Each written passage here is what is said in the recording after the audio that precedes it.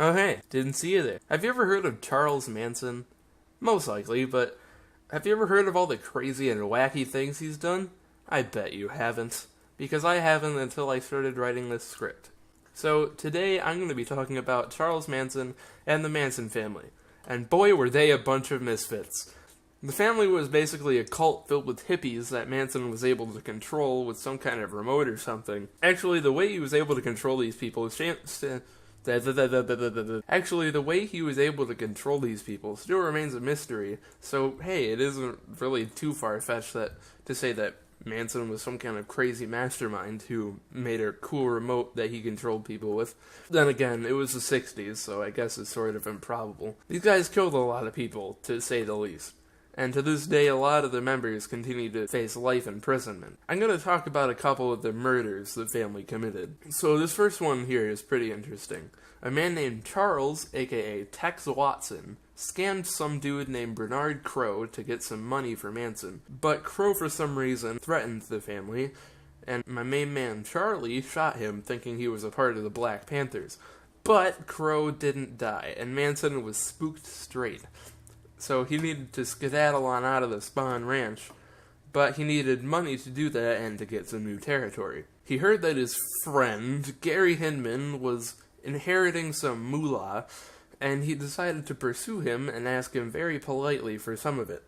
And then when he refused, Manson asked him a little less politely by slashing his ear with a sword. Then, after that, another family member named Bobby Bobby just straight up stabbed him in the chest a couple times and killed him. Then they wrote "Political Piggy" on the wall in his blood. I'd really like to emphasize the fact that this guy was Charles's friend. Also, Bobby didn't even try to hide the fact that he killed someone. He was found in Hinman's car wearing the bloody shirt that Hinman was wearing when he got murdered. This next one here is probably my favorite because it's really brutal and I'm really messed up. This was the murder of Sharon Tate and a few of her friends. So, basically, Sharon, a pregnant lady, was enjoying some time with her friends while her lover was away. The people she was hanging with were named Abigail Folger, Jay Sebring, and Wojciech Frykowski. Now, Tate must have had some really horrible neighbors, because when they heard the gunshots and the screaming, they didn't even call the cops. It wasn't until a private security guard heard the gunshots that the LAPD was actually called. So, this information comes from the book Helter Skelter, The True Story of the Manson Murders by Vincent Bugliosi. Charles Manson ordered Charles Watson, Susan Atkins, Linda Kasabian, and Patricia Krenwinkel to get into the Tate residence and to, quote, destroy everyone in it, as gruesome as you can. As they were trespassing on the property, a visitor of the residence's caretaker named Stephen was leaving. Watson stopped him and shot him a few times to kill him. Then Watson got in by cutting open a screen window, and then opened the front door for Atkins and Patricia while Kasabian was at the end of the driveway keeping watch. Watson and the others found the four amigos and, well, did a lot of stuff. Tate and Sebring were tied together at the necks, and Folger was taken into a bedroom, winky face. Sebring was shot and stabbed 7 times, and Frykowski was bound by a towel but was able to get free, and then got into a battle of fisticuffs with Atkins, resulting in her stabbing him in the legs. He still continued to try to get away, so Manson pistol-whipped him a few times and shot him and stabbed him a bunch. Folger ran out of the room she was taken to and was chased by Krenwinkel and Watson, who together stabbed him 28 times. And while this was happening, Frykowski was still trying to escape.